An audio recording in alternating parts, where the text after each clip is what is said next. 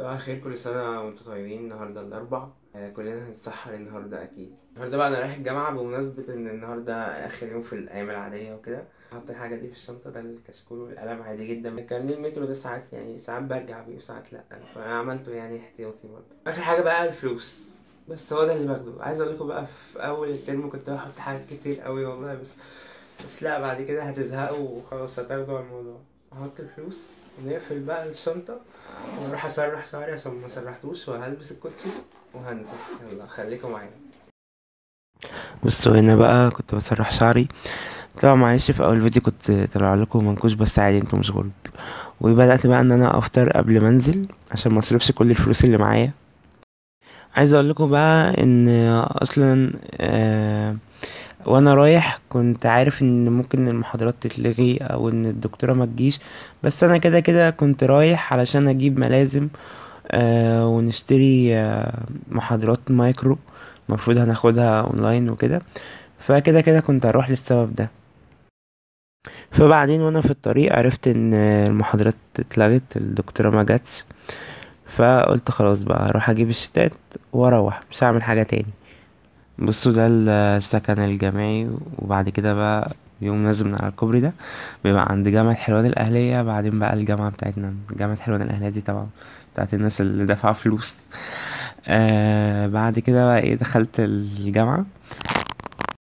هروح بقى على السنتر أو المركز التجاري زي ما بتقولوا عليه يعني.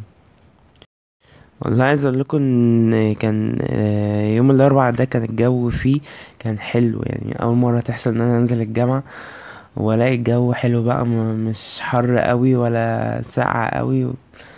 وغالبا مش هننزل في رمضان كتير، والله لسه مش متاكد. بس طبعا في امتحانات من الترم في رمضان وكده هتبقى اونلاين.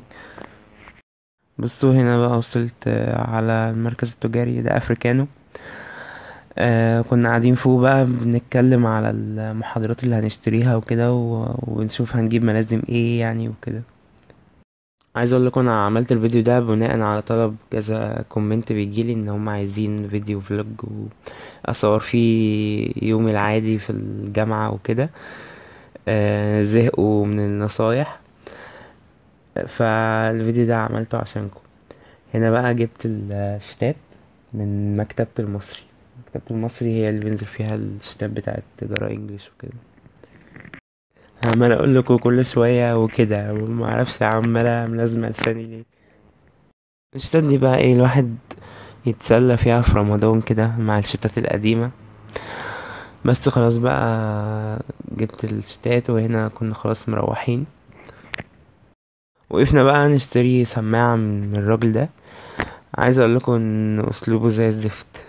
ما اعرفش هو كده معانا احنا بس ولا هو كده عامة بجد مش طايق نفسه ومتعصب وحاجة غريبة يعني.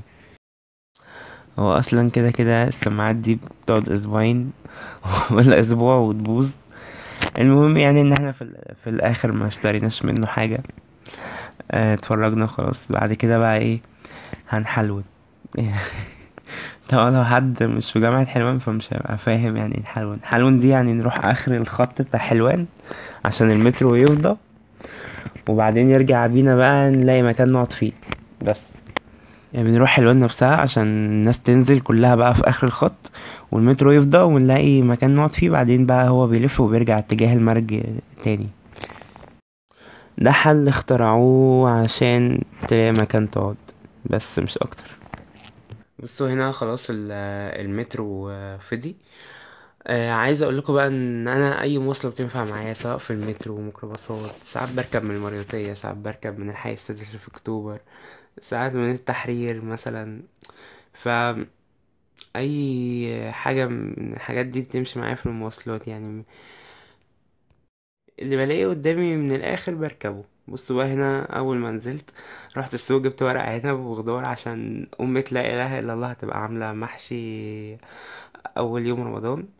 فجبنا ورق عنب وهنبقى نعمل بقى محشي اول يوم رمضان جنب الورق العنب حاجات تانية. وانا كنت واقف مستني الاتوبيس عشان اروح، وخلاص روحت. الزينة دي بقى انا اللي معلقها، كنت بوريها لكم هنا، والفانوس ده علقتهم كده قبل رمضان باسبوع. طبعا المدخل ده عند جدتي، يعني مش عندنا في البيت. انتوا عارفين ان انا قاعد عندها ايام الدراسة.